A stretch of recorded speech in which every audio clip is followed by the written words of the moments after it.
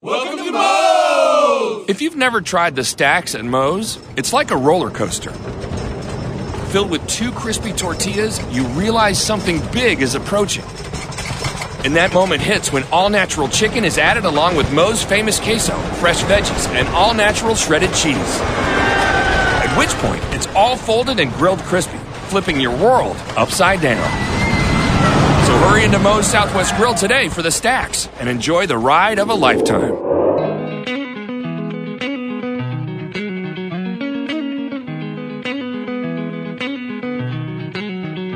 We are Talkin Baseball, NorthJerseySports.com's original multimedia series, talking all things North Jersey baseball. This is Season 2, Episode 1, and we have made some changes here for the new season. We are a little late to the game because of bad weather and everything else. We tried to start this show a couple weeks ago, but we couldn't do it until tonight officially because everybody's schedules didn't mesh, and that leads us into welcoming in our brand new co-host, our resident expert on the game of baseball. Yep. He is former Glen Rock head coach, former New Milford head coach, current athletic director, and assistant principal at Woodridge High School. He's got lots of titles, and he was at a fashion show tonight. Yes, he is Joe Sutera. What's going on, Joe? How are you, Corey? How are you? Thank you. Thank you. What an honor this is just to be thrown right in as a co-host. I didn't even have to earn it. It's just, see, Martin, you see how easy your job is? They just picked me off the street and gave me the same title as you, co-host. Exactly. Why do you think I've been doing it for so long? Yeah, Richie Ballgame, our resident North Jersey baseball insider. That changes with the sport. Your title changes show to show. But Richie B, what's going on, brother? Not much, man. Just ready to talk some baseball. If I got to get out there and rip a fastball to get some respect around here, that's what I'll do. Oh, hey, that's going to be all part of the plan. And we got a big show tonight as we are going to talk to the all-time winningest head baseball coach in the history of Bergen County. St. Joseph's Frank Salvano will join us in an interview that I taped earlier by myself because I couldn't find anybody else to talk with me. The aforementioned Joe Sutera Fashion Show tripping up everything. But that's going to be fun. And we will also have Glen Rock head coach Billy Crispino. And, Joe, that's going to be fun talking to Billy because he's the guy who took over for you, and you have a relationship going back a long way with Billy. Yeah, coached him, I think my first year he was a sophomore and, coached him through those New Milford years. And when he went to college, wound up being my assistant coach and graduated, came on to the Glen Rock staff and, waited his turn. And now he's doing a pretty good job over there so far this year. Pretty good? Yeah, pretty good. What am I supposed to say? It's not awesome yet. It's not awesome. He's 4-4, and I told him, he's got to get that shit righted. I thought you were going to say something else. I was ready on the beep there. Nope. And the first beep of the season here on Talkin Baseball as we go through. Well said. Keep in mind you are an administrator now, Joe, and you have to set the example for America's youth, or at least those people who listen to internet radio shows solely devoted to Bergen County baseball. My colors will not change. Yes, absolutely. Richie B, you think Joe Sutera is going to be nice, or is he going to throw some zingers at Billy Crispino? He's going to throw a couple of zingers. He throws zingers at everyone. I mean, listen, his tie was tied so tight yesterday, like it hurt. I couldn't breathe. I was standing next to the guy. I couldn't breathe. That's how he tied his tie up to his nose. And Joe, last year you were running around in baseball pants this time of the year. Now you're wearing a suit and tie. How does that feel? It feels pretty good. I miss the game tremendously. I miss coaching, but it's definitely a change. It's definitely a change. It's you're still around the game, but there's so many other things that don't let you focus on it like you'd want to or devote the time that you can. But it's definitely been helpful to still be around athletics and sports and stuff with all 3 seasons. But all kidding aside, I mean, you get to see the other side, the other sports that maybe, when you're so hyper-focused on baseball, you get to, first of all, you get to, listen, I know you love coaching. It's in your blood, everything else, and it's tough to give it up. I understand that. But you're probably not staying up nights now because Woodridge girls softball lost by a run yesterday against Beckton. Hey, that's a game. I'm going home and I'm going to bed. Well, it's funny you say that because I was talking to the Mikey Karsich, and he had earlier in the year he lost a tough game. I think he lost 2-1 to Weehawken, and we were talking about it on the phone. He usually gives me a call, and I laughed, and I said to him, I said, you know what, Sitch? I said, don't take it the wrong way, but this is not, it doesn't affect me like it affects you right now. I don't lose that sleep. I don't agonize over it. But definitely, I mean, it's definitely a change in terms of how things affect you, without a doubt. And in probably what is going to be the most used phrase on Talkin Baseball this year, I will say it again, all kidding aside, we are happy to have you here as a co-host on Talkin Baseball. Thank you. I know that especially Barton, we throw a lot of jokes around and everything, but I'll tell you, this time of year is great. It's great. You guys, seeing you guys at 2 games down in Woodridge already, I mean.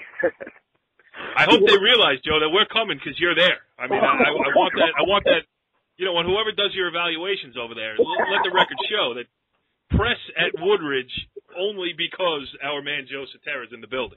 And I appreciate that. And actually, Barton's been down there more than you. He covered girls hoops, he covered the soccer game, and now he's covered a softball game. So, Richie B, you might bust me all the time, but I see you coming down to see me all the time, man. I appreciate that. Listen, I just go down there in the hold and say, you're not there. I figure law of averages. I figure if I keep going down there, one of these times you're not going to be there.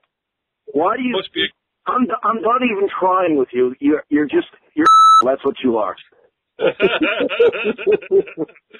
All right. There is the first beat for the season here on Talkin Baseball. Before this devolves further, we are joined now on the Moe's Southwest Grill hotline by our first guest of the new season of Talkin Baseball here on NorthJerseySports.com. And he's a big guest. He's one of the best of all time, the all-time winningest head baseball coach in the history of Bergen County baseball. He is Frank Salvano of St. Joseph Regional. Coach, thanks for joining us here on Talkin Baseball. My pleasure, Corey. All right, now I'm going to get into all these things that we have to talk about here. But first, I'm going to turn to you for a little advice, a little maybe therapy session. I got 2 co-hosts on this show. One guy who goes by the name of Richie Ballgame. He couldn't be here for this interview because he was late getting home from a tennis match. Oh, boy. And my other co-host, guy who's just getting in the chair this year, his first year, former Glen Rock head baseball coach, Joe Sutera, unavailable because he has to attend a fashion show. Well, I'll forgive Joe because he's sort of a protege of mine, man, and a great guy, great coach, and someone who, it's good that you have him with you. He's a good man. But I didn't know he was getting into broadcasting. Christ, he becomes an administrator and now he's a broadcaster? What's going on? Yeah. It's a bizarro world I'm living in. Yeah. Guys covering tennis, guys at fashion shows. We're here to talk some baseball, and you're a great guy to do it with. So let's jump right into it. All right, first of all, we'll start off with the bad news. That was the tough one against Bosco this past weekend. Well,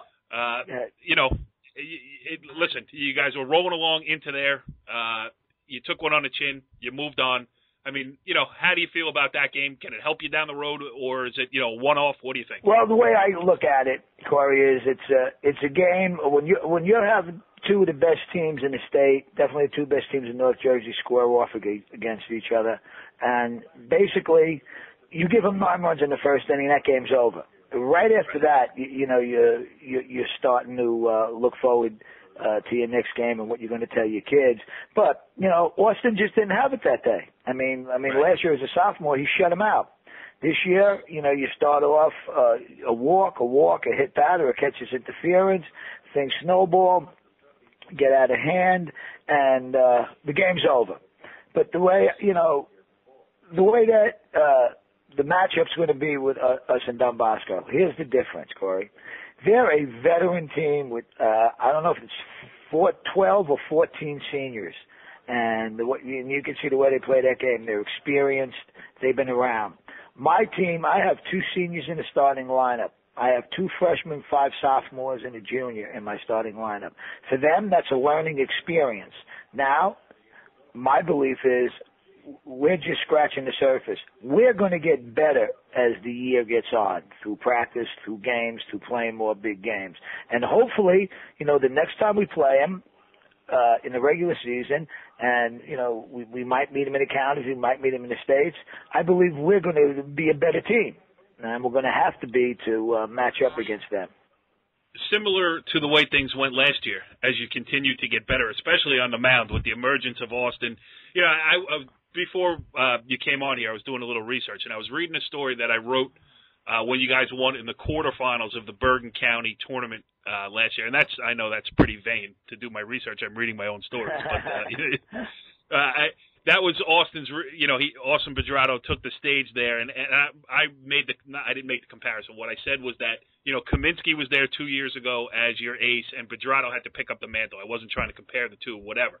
That was a lot for him to digest last year, and he, that was actually the game. I mean, he threw a great game against Riverdale that day, and then, kind of was lights out in the state tournament, getting you all the way down to the state final in Tom's River there, too. So, there is a history and a recent history to draw on of just continuing to get better as the season goes along. Yeah, especially with Austin, because when Austin came to me as a freshman, he had never pitched before. He was a shortstop, and that's all he played. But as a coach, I just saw the way he threw the ball, and by his sophomore year, we turned him into a pitcher, and so he's just scratching the surface of what he's going to be. And last year, basically, what you saw was someone who was basically a throw. He just read back too hard, didn't have, a really great breaking ball. But pitched only out of the stretch. Is he still doing that? Yes. No, now he's, all year last year he threw out of the stretch. And now this year, when he feels comfortable, he'll go from the windup, and when he doesn't feel well good in the windup, he will go from the stretch. But with the year experience, now he has a better curveball, a better slider, a little bit of a changeup. I mean, we didn't see it in the Bosco game, but he's now becoming a pitcher. So unlike, and it's unfair to compare anybody, Rob Kaminsky, the greatest high school baseball player I ever seen or coached. Me too. Well, I didn't coach him, but I saw him. I mean, it's the greatest ever. Austin's now is just scratching the surface, and he's just going to get better and better. He's a great, tremendous athlete, and unfortunately, because he pitches so much, we really can't play him that much at his natural position, which is shortstop. He's probably the best shortstop in the state. And I think University of Florida is looking at him at both pitcher, and shortstop right now. But he just had, and you know what? When you look at it, Corey, everybody needs their come up, and that's the first time that he's ever taken the mound where he actually, had a bad outing. I mean, last year, he got the county tournament pitching MVP. He got us to the finals. He pitched 3 complete games to get us to the finals. So, like I said, you never say, a loss is a good loss, but you know what? You do learn from losses, and if not the team, Austin is definitely going to learn from that loss against Don Bosco. Yes, and then you back him up with Devin Ortiz. Say he's a number 2 pitcher is stretching it a little bit. You got 2 aces sitting at the top of your list. Yeah, and Devin is just Devin is something special. I mean, he's like a Max Prep All-America. He's rated one of the top 50 sophomores in the nation, and not just as a pitcher, but right now, Corey, the kid is legitimately he's 16 for 20. With 6 doubles, 2 home runs, and 12 RBIs. He is just he is a baseball player. See, Austin is a great athlete, right? Who plays baseball. Devin Ortiz is just a born baseball player. He's just a baseball player, and he's also just scratching the surface. So with those 2 guys, every time we go out to the game, every time we go out to play a game, we're definitely ultra confident with either one of those guys on the mound. How has this season been for you? As most people probably know, this is going to be your last one as the head coach of St. Joseph Regional Program that you've led for 28 years. Right. Do you feel like it's a a retirement tour? No, I mean, you know what? I don't look at it that way. What I'm doing now is I'm cherishing every day I spend with my boys and every practice, every game. And right now, you know, and from preseason to today, there is absolutely no effect. But I'm sure, you know, when we get down to May and the end of May and June, a lot of emotions are going to, you know, start to surface. But right now, you know, as usual, man, it's about St. Joe's baseball. It's about my boys, man. I'm secondary. It's about the team right now. So, and they keep me, you know, they keep me sane. My guys keep me sane. They keep me on the straight and narrow.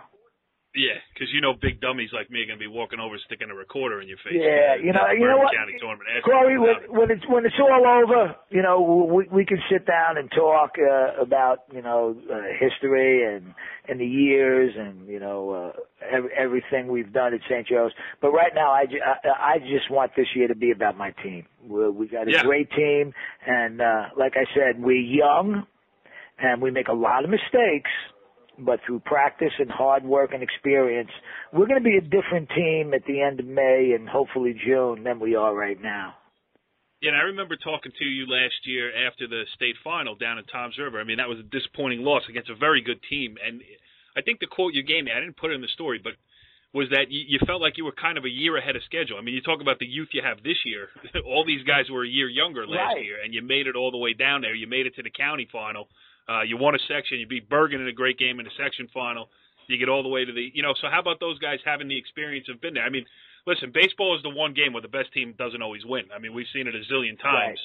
Right. A bad bounce, a bad call, a bad anything, and it changes the whole complexion of a game. But, you know, I think your kids embraced the grind last year, and now maybe a little bit a year wiser, still young, but, you know, having some experience to draw on in postseason play. Without a doubt, because, you know, last year you had, you know, and I've never, you know, like you said, 28 years, you know, as a head high school coach, and never in those years was my number one pitcher a sophomore, my number two pitcher a freshman.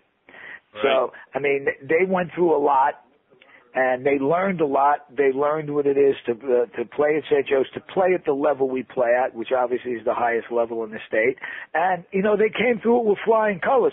So I don't think there's going to be any, you know, any moment that's going to be too big for these kids because they did it last year. Now, we do have some, you know, some boys that are playing issue who haven't experienced that.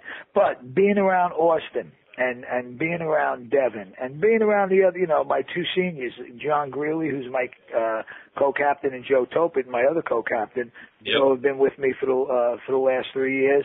I mean, see, they expect to be in big games, and we expect to excel in big games. You know, it's just, you know, the way it is and the way it's been at St. Joe's. So, again, you're totally correct. Them going through what they went through last year, you know, 4 county games going to the championship game, winning this sectional championship, having a tough loss in the finals. You know, they definitely learned from that, and they're going to be better for it. And I just hope we can get to that, you know, that same spot this year where we could be playing for some championships.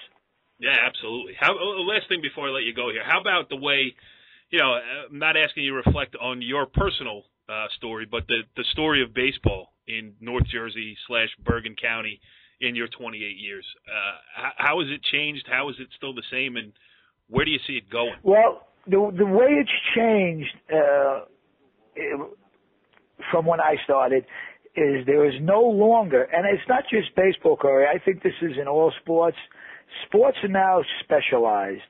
When I came up, even going back to when I was playing, when I went through college and when I first started, most of all of your players were 3-sport players, 2-sport players. You know, they went from football to basketball, wrestling to baseball. Now, you know, I'm sure you know this, I mean, everyone is a football player, a basketball player, a baseball player, and most of my guys are all baseball players. I mean, I have on my team, I have one of my starters plays hockey. One of them is a football player. But the way it is now is the specializations of sports on the high school level is just that everyone specializes in one sport. Now, do I agree with that? I really don't. That was my next question for you. No, I definitely don't agree with it. I was always a proponent, and I know, Tony Carthage, RAD, and ex-vote is the same as I am. We condone our kids to play as many sports as they can. Because not only, and my point has been, it just gives you a more full high school experience. Right. You know what I mean? Forget. A lot of it has, become the race for scholarships, and I understand that. Believe me, my daughter is a sophomore in high school. She's going to be going to college in 2 years, and there's got to be a way to figure out how to pay for it. So believe me, I get that pressure, that golden, the golden ring at the end of the trail. But I think sometimes what gets lost is just playing high school sports to play high school sports and not necessarily worrying about what comes next. I mean, I think the mindset has changed as well as. Or has maybe led to that specialization. Right. You agree with that? I agree with that, and I'm going to take it a step further where I think, I will probably get in trouble for this, but I know a lot of it comes from parents. Parents pushing their kids in one sport. I mean, the emergence in all sports of club teams and travel teams. And now you have instructors and all the facilities for instruction. I mean, I think, truthfully, it's got a little bit out of hand. And I know one of the big questions, I don't know if I'm going off track here, but I think it's very important to say this. People talking about the emergence now and the abundance of Tommy John and the arm injuries to pitchers. Well, that's been recently since you've seen specialization. Now, when I had, just as great a teams in the 80s, 90s, and the early 2000s I did now, kids coming from football, kids coming from basketball, you know what? They threw a baseball from March to June. Okay? Now you have kids throwing from September through August. Yeah. Okay? Now, I mean, you just think about that. The wear and tear of specialization and just, specializing in that one sport and throwing without that rest, I think that's one of the reasons you're having, this epidemic of arm injuries.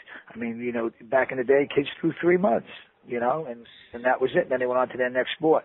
So and you got the knee surgery in soccer and basketball. I mean, it's used. I mean, football is a different story because it's a collision sport and you can get hurt on any play. Right. But you talk basketball, you talk.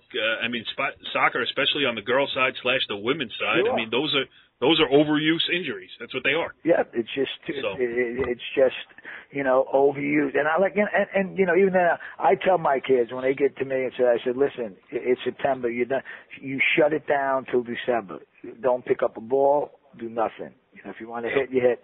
And then we pick it up in January. And luckily I've through my years we've never really had a serious arm injury.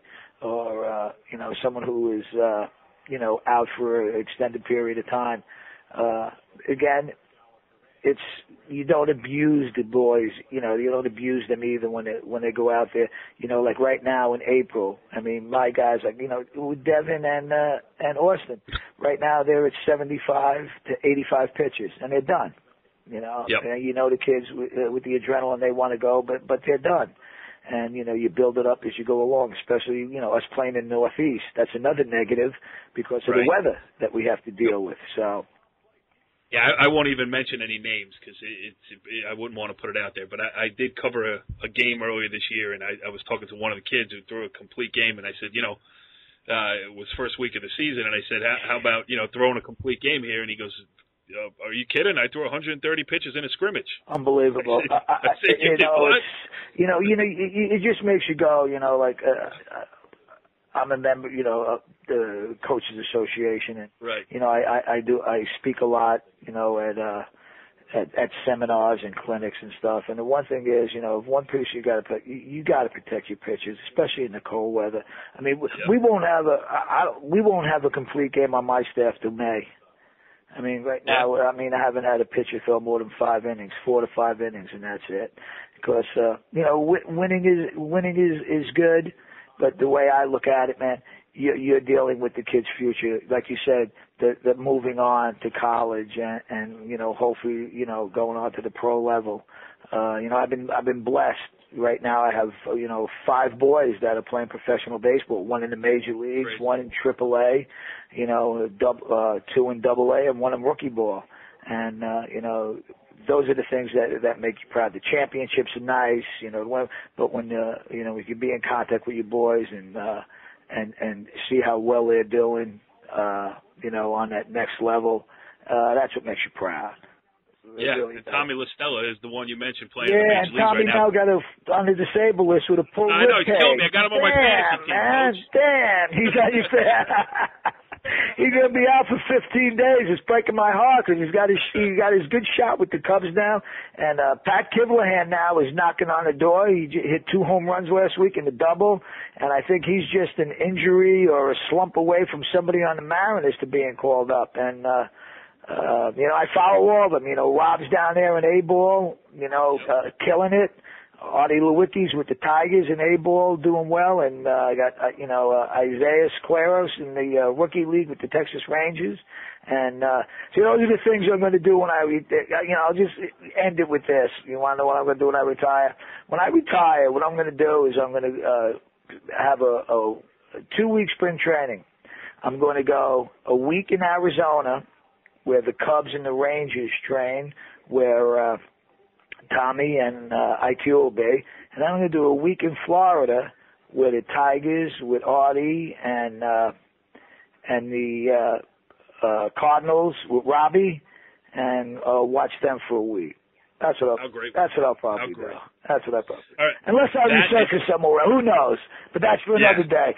But Corey, thank you. Yeah, because I was going to have Bob Karsich as my co-host on the show this year, and we know what happened to him. And Look at him. I saw him last week, man, and I picked his brain. He's down at Bergen Catholic, working at his alma mater, and he said he loves it. He wakes up in the morning, hits golf balls, hangs out in the afternoon, and then goes down and works a couple of hours at Bergen Catholic. Well, if you don't resurface in somebody's dugout, we'd love to make you a part of this show next year as we move forward, because there is nobody with a better grasp on Bergen County and North Jersey baseball history than you. So let's enjoy this season. I'm going to see you a bunch before it's all over. I'm sure we will, and I'll keep that offer in mind. Yeah, okay. It is an open invitation for you, and I would love for it to come true. But Frank Salvano, the head coach of the St. Joseph Regional Baseball Team, kind enough to give us about 20 minutes here while his beloved Rangers are in playoff action hockey. I mean, Coach, you went above and beyond for me tonight, and I appreciate it. Corey, anything for you, man. You're a good man, and anytime you need me, I'm there for you. Thank you, sir. I'll talk to you soon. Okay.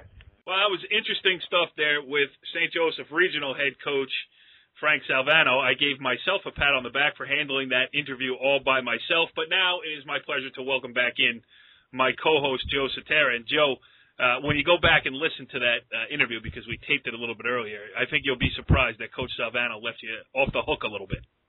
Yeah, Coach Salvano never really gave me a hard time on the field, or unless it was in the all-county room. Then he just let his true colors show. But for the most part, he let me off the hook quite a bit, so I'm not surprised. Yeah, he didn't give you a hard time on the field because he was beating you 11-1. Oh, I take it easy. First of all, I played it twice. We lost 6-3 and 7-1, so it wasn't that bad. Yeah, that's 9 runs in 2 games. I don't know if you're going to win any Coach of the Year awards with that. All right, so Joe, this is a watershed moment here on Season 2, Episode 1, as you will be conducting your first interview with our next guest here.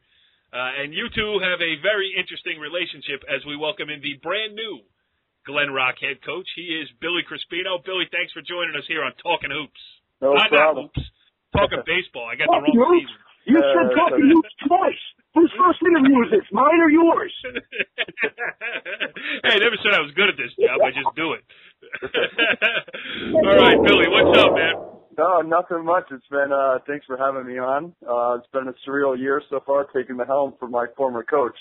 You know, I feel a little pressure taking over his program. It's his little baby. I hope I don't screw it up. Well, how long did it take you to clean up the mess? I mean, just to get the, get the bats back in the bags and find where he left the balls. He probably hit them on you. Well, that was mission number one. When I opened the closet, it was like, things were hitting me in the head and things like that. But we got through that mess and we righted the ship and we got things going. Yeah, you righted the ship. 4-4 now, with a big win over Garfield today. Before I turn you over to Joe to crack some jokes and everything else, just give us a state of the Panthers right now. 8 games into this, your first season at the helm. Yeah, it's been a little bit of an up and down ride so far early. We had a couple tough losses out of the gate, especially to Riverdale. We played them in the 8 innings. We were up 3-1 going into the 7th, and then might have having a tough loss, 6-5 in 8 innings. But we righted the ship. Our pitching's definitely been our number one force, and our offense is starting to catch up to the pitching.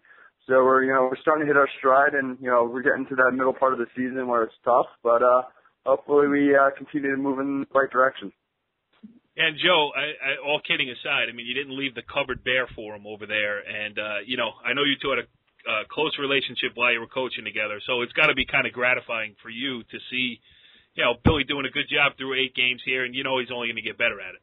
Oh, absolutely. I mean, since he was a kid, when he played for me at New Milford, he always had that mind for the game, and he was our captain for a reason, and just to watch him progress. And when he was in college, he would come back and be a volunteer assistant, and you just saw the gradual things. Some guys just have a knack for being able to have a mind for whatever sport it is that they participate in. They're going to be a coach. Billy definitely paid his dues, and he was a loyal assistant coach, and it's good. It's a great feeling to see him where he is right now. All right, those are the nice things you're going to say about him. But now you're free to bust his chops a little bit. Go ahead. No, not at all. I would not. I will not do that. I do have some questions prepared. The first one is, Billy, who is your favorite coach of all time? My favorite coach of all time had to go. Think football. Jim Wickman was pretty good. He was pretty high up there on my list. Interview over. Yeah, but there was only one coach at my wedding when I got married, and it was Coach Sutera, of course. That's right. That's right, buddy. Are you still married, Billy? Yeah, yep. Yeah. Still riding, yeah. Despite being all the coaching and everything like that, she's still with me. That's great. All right, so I thought Sutera is silly of me to think that Sutera was going to say the same things on the air that he said before you got on the phone here. I gave him the opportunity, but he passed it by. So we'll get back to some Glen Rock baseball here. Most teams won't play 3 extra inning games in a season. You guys have already played 3 extra inning games in 8 games this season.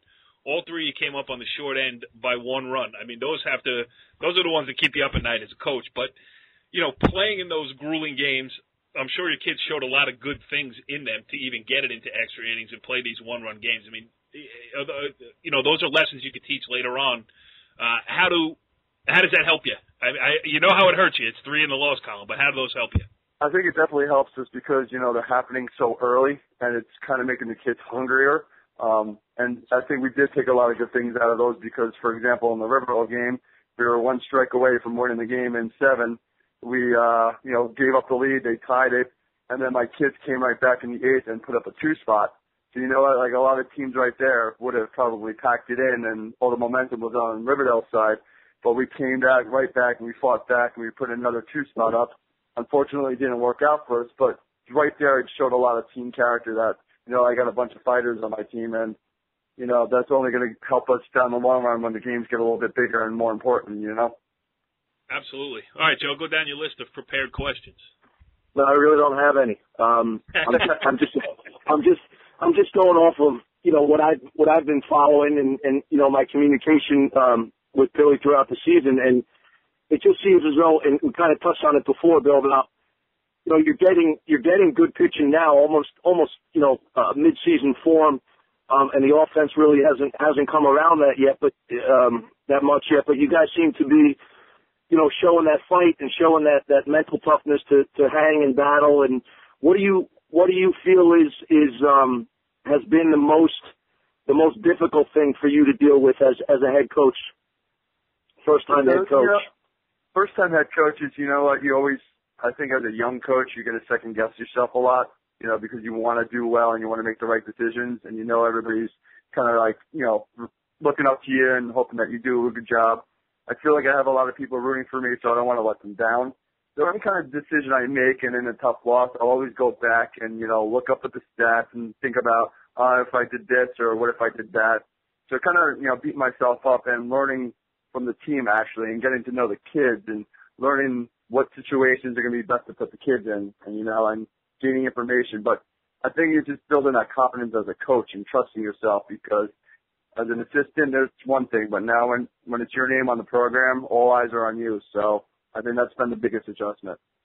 You guys have programs over there at Glen Rock? What was that? Just a look. You guys have programs at Glen Rock? Programs? No programs. All right. I don't think we had any 4-and-4 seasons. That's for sure. Get that stuff straightened out, Crispino. Hey, you know what? I very hard to find a coach's helmet that fit me because I actually have hair and everything. You had that one. You wrote that one down, didn't you? You wrote that one down. That's me. That just comes to me. That's the Irish side of my blood. Billy, talk about some of the kids here that you're leaning on, some of the ones who have made some headway early in the season. Definitely in my pitching staff's been led by Greg Warner, who's definitely pitching lights out, followed by Zach Waller. You know, I say I have a number one, but I feel like I have a 1 and a 1A. With those two at the top of the rotation, they've both given me at least 6 innings each. They're pounding the strike zone. They have very good secondary pitches. And offensively, it's hands down. We're being led by Matt Lang, whose batting average is over 500 right now. He's already has 2 home runs. His slugging percentage is through the roof. The challenge for him is going to be the second time around in league play, the secret's out. So he's going to have to make adjustments because I'd be shocked if he sees another fastball the second time through the season. Right. And then defensively, Brady Miller and Mike Zawalik, my middle infielders, are definitely leading the way and solidified things for us up in the middle. You know, we have a younger catching staff, but they shore things up for us in the middle. And it's, the same suspects in that league you play in over there. A lot of interesting thing about that league is that you got a lot of baseball towns in there. When you talk about a Rutherford, you talk about a Pompton Lakes, you talk about a Glen Rock. Garfield even has good teams pretty much year in and year out. I mean, I don't know what the league standings are. I don't even know what the league names are anymore since they changed everything around.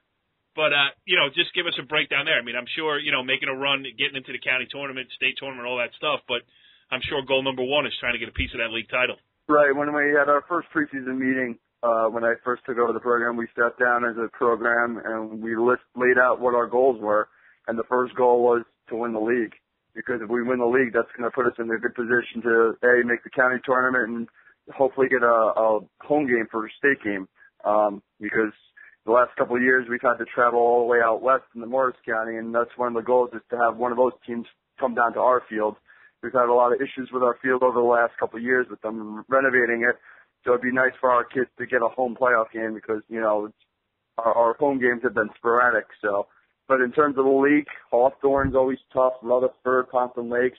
There's really no easy time to take a breath in our league play. So we're always being challenged, and we have another big week coming up with Hawthorne and Rutherford mixed in with some independent games. So it's going to be another tough week in the league. Is that Rutherford game at Rutherford? That is home on Monday. Yes, it's in Glen Rock. All right. That might be one for NorthJerseySports.com to cover. Joe, do you got anything else for Billy? No, just, I wanted to mention, Corey, I think you were down at the Woodridge when Woodridge played Lodi. And, yep. That, I'll tell you what, that league, if you look at it up and down, there's really no easy game, day in and day out. I mean, you also kind of forget about teams like, Eastern Christian and Lodi who just, kind of sneak up on you. They're always playing tough and scrappy. So it's, it was a lot of fun, battling every time you went out there. And, you definitely have your hands full, Billy. But, I was busting you before, but you're doing a great job over there. I've spoken to some coaches that you've coached against already. And, program definitely didn't lose anything when you took it over. Christ's sake, we haven't had you threw a dig at me too. Like, we'd have to travel out west. What are you trying to say? Couldn't win enough to get home? Hey, you got to up the ante a little bit with tough schedule. You got to think PowerPoints, coach. Yeah. Hey, Billy, you didn't think Joe was going to let you get out of here without him at least giving Woodridge one plug, did you? Oh yeah, absolutely. Put that in there real well. Carson's told me set up an independent against Glen Rock. We're coming after him, and I said, all right, we got it. Crispino said it's hey, we have many other dates. I'm waiting for that phone call. Said Crispino's ready to play you. Billy Crispino, the head coach of the Glen Rock baseball program, and if I could give you one piece of advice, don't pick up that phone call when Joe Sutera makes it. There's never good news on the other end. You got that. Thanks a lot. Yeah, Billy, this was fun, man. And, obviously Joe Sutera's keeping an eye on you. I mean, he's talking to the coaches that you play against behind his back.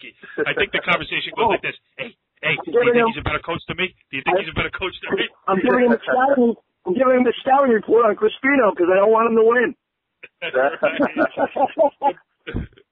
But, Billy, we'll keep an eye on you as the season goes along here. I'm interested in that Glen Rock-Rutherford game, and if the schedule allows, I would certainly like to show up and see that one because it's not in Rutherford, so it won't be 0 degrees. I mean, it could be 80 on the thermometer, and you show up to the banks of the mighty Passaic River, and it's 1 degree with sand blowing in your eyes. So.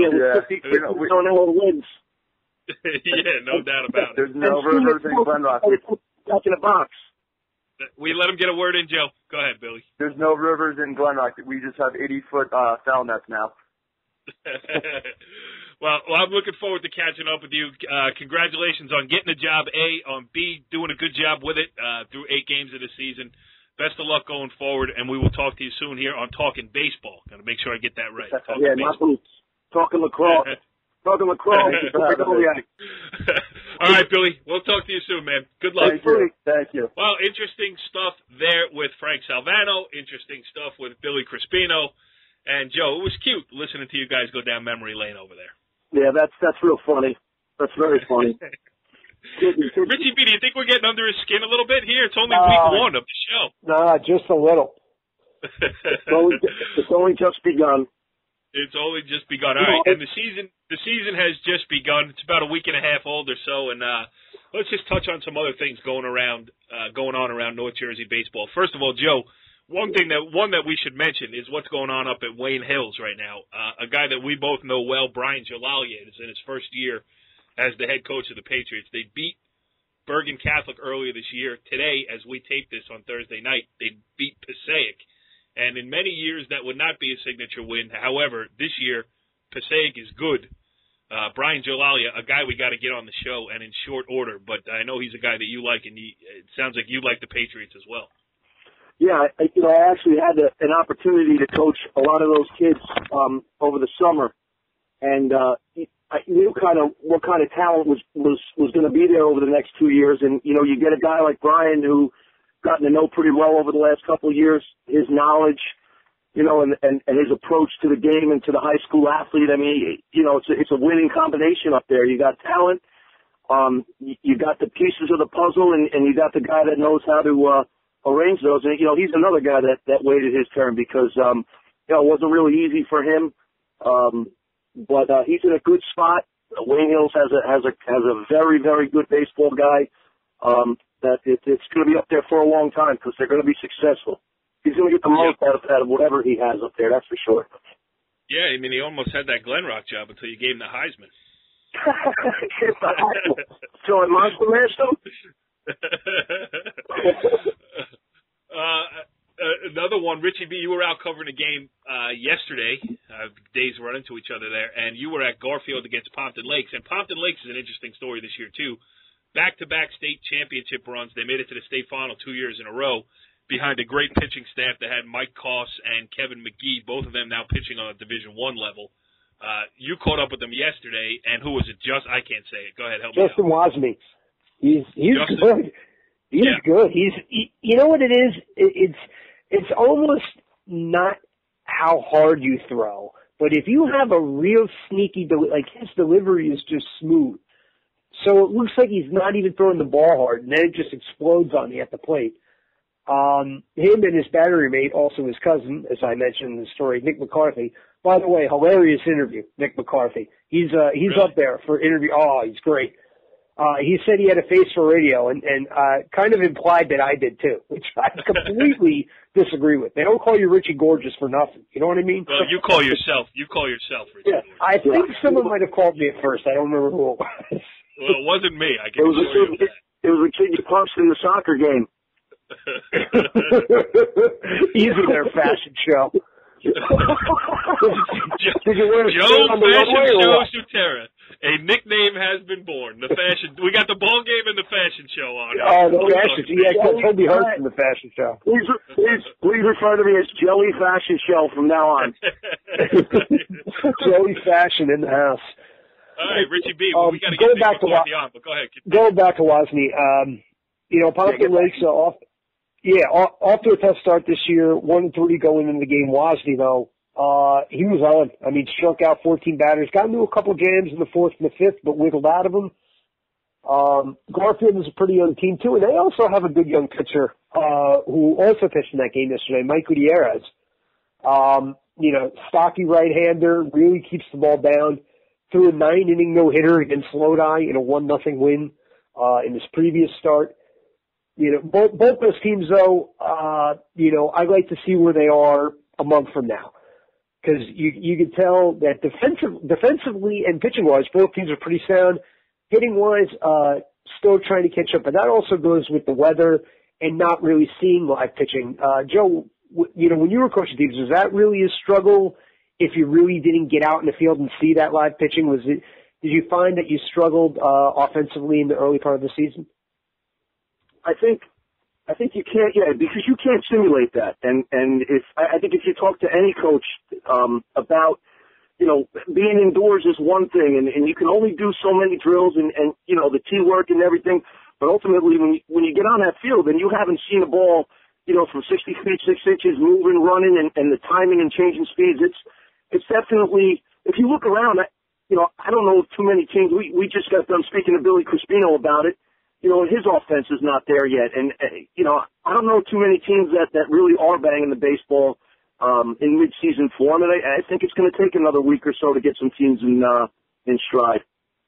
Yeah, I mean, if we had done this show in the first 2 weeks of the season, that would have been the topic of conversation, would have been the weather. I mean, it's brutal. Not only, most teams, especially those without turf, were practicing indoors, which you can only simulate so much. And, baseball played in wide expanses, shrunk into a gym, doesn't do anybody any good.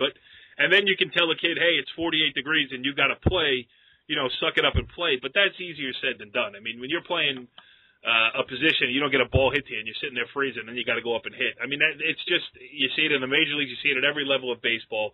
Northeast baseball at the start of a season is just brutal. So I think the hitting will catch up too. But yeah, the one thing that I will say is that when I had Salvano on, we were talking about like the specialization of it, and pitchers have always had the advantage. But now the pitching clinics, pitching coaches, pitching everything else, seems to me like pitchers, like Richie said, not everybody's throwing 100 miles an hour, but only Salvano's guys. Only Salvano's guys. You're absolutely right. But everybody seems to be a little bit. Not everybody. High school baseball's level has raised over the past, the time that I've been doing this, and everybody's got a little craftiness to their game now. Joe, do you agree with that? I agree that if you look back to the days of John O. Stewart and Egbert, that's a great name from the past. Egbert, Jack Egbert, and Jimmy Waddell, those years, you had like a handful of kids that really went out there and, dominated from the mound. Now it just seems that, piggybacking off of what you said about the specialization, it just seems like these kids with, the pitching coaches and the work they're doing year round, there are so many kids that are just tough on the mound. And the level has risen completely, offensively as well. I mean, you're seeing just a different level of high school baseball, and I think it keeps, that level keeps increasing every year. Yeah, I think that way too. I mean, Joe Yurko, way ahead of his time with the rotational mechanics. Oh, yeah. Which he used to sit me in the dugout and tell me about for a half hour at a time. Just a half hour? Yeah, half hour on a good day. Anyway, a couple more things I want to mention, and then I'll see if you guys got anything too. I talked about it with Salvano, was the Bosco's, bashing of St. Joe's last weekend. And listen, that's only round one of what's probably going to be a 4-round fight. They'll see, or 5-round fight. They'll see each other twice in the regular season. They'll see each other in the counties. They'll see each other in the states probably. I don't know how much you can read out of that other than it was a dominating performance by Bosco in the first go-round. But, Joe, were you as surprised as everybody else with that result?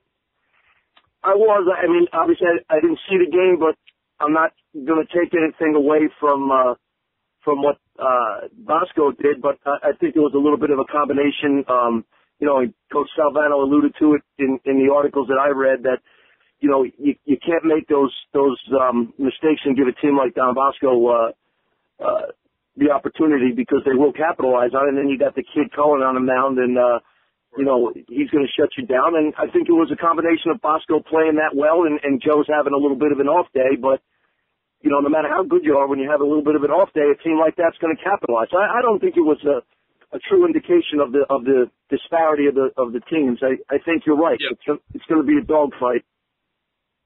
Yeah, absolutely. All right, any other teams we should mention? Anything that strikes either one of you guys? Richie, I'll start with you. First couple weeks of the season. Well, what I noticed is that, outside of the usual parochial, usually there's one public school team or two public school teams that are just absolutely, dominant on a public school level. This year, you don't really see that. I mean, who's the best public school team in North Jersey? Probably Wayne Hills. Wayne Hills. Yeah. I mean, but Richard being a Group 1 being thrown in that mix. And here's a team that we have, St. Mary's. Yes. You want to talk about a team that's gotten off to a good start, and I think everyone knew they were supposed to be good. I don't think everyone knew that they were going to be this good this fast. And also, I mean, this is a team that's really, not just looking to contend. I mean, they really think they could win county and state titles. And they will play a big game on Sunday against Gloucester Catholic. I'm hoping I can get over there to cover that. It's a 4 o'clock start on Sunday in Rutherford. That would be fun to watch. I agree with you there. I mean, Ramsey is very good. Old Tappan hit the skids a little bit here. They've dropped 3 in a row after a good, nice little streak that they were on too, replacing a lot of guys. Riverdale obviously is going to be. It's the usual suspects. I mean, find the teams with the coaches who do it year in and year out. I mean, it's really not a secret. These guys know how to build programs, and they'll all be playing their best ball come early May, mid-May as we roll towards the county tournament. No, I agree with. I think Rich hit it on the head. It's just there's parity. You are going to get those teams, and Old Tappan. They're young, they're young and they're going to be there. It happens every year. Yep. Lately they'll show up 7-8 losses, but they'll be playing their best baseball, county tournament, state. All the teams that we just mentioned are going to be playing their best baseball at the end of the year. And I think a lot of that has to, most of it has to do with, the talent, but the guys that do it, the guys who run the program have those kids ready. They test them early. In the season with difficult games, they don't schedule the easy schedules at a conference. Right. And, Barton hit it on the head, man. There's not really one team that just stands out. I'm definitely not going to talk about Richfield because I'm tired of hearing about Dan Burdella. No, I can't. I can't stand the guy. Where's his hat backwards? One time I see he's wearing glasses like he's studious. Oh yeah, he's got the horn rim glasses. He can't find an identity. He just can't find an identity. No, you really can't. I'm drop kicking him in the dugout. First game I cover. Richfield. He's going to shake my hand. I'm just going to drop kick him. All right, 48 minutes into the show, I am hoping that nobody is listening anymore. But if anybody is, I just want the record to show that was Richie Ballgame and Joey Fashion Show with those comments. Coach Campbell, I have nothing but the utmost respect for you and your program over there.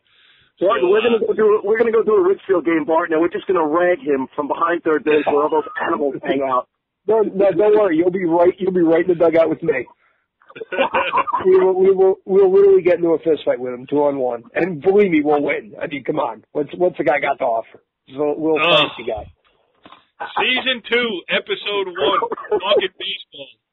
We will be back with much more as the season rolls on here. Hopefully, we will do a better job than we did tonight. We'll see you next week. Follow the leader.